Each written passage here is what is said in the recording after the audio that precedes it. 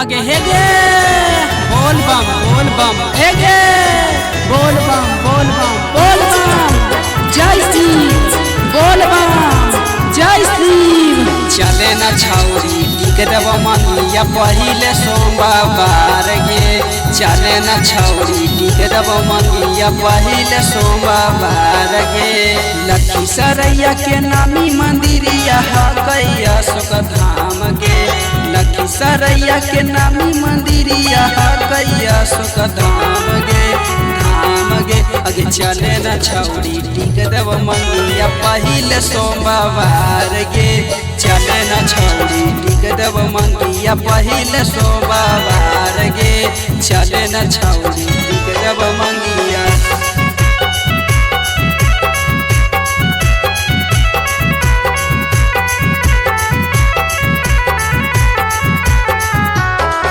आगे चले न छौरी टिक देव मंगिया पहिले सोमवार गे। चले न छौरी टिक देव मंगिया पहिले सोमवार गे। चढ़ल हको सावन के पावन महीना गे। रिम झिम बरस हौ पानिया के बुना गे। आगे हेगे आगे चढ़ल हको सावन के पावन महीना गे। रिम झिम बरस हौ पानिया के बुना गे।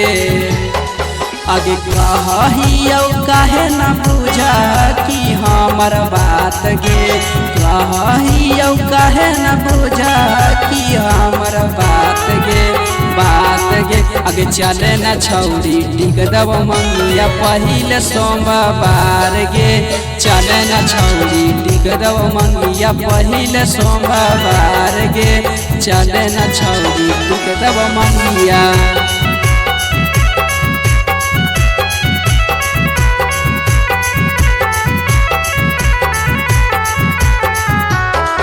आगे चले न छौरी टिक देव मंगिया पहिले सोमवार गे।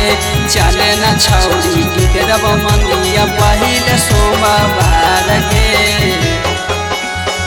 एक साथ जइबे दोनों मिल के अशोक धाम गे। भोला पे नजरिया तहबन जही तैसाभे काम गे। आगे हेगे एक साथ जइबे दोनों मिल के अशोक धाम गे। भोला पे नजरिया तहबन जही तैसाभे काम गे।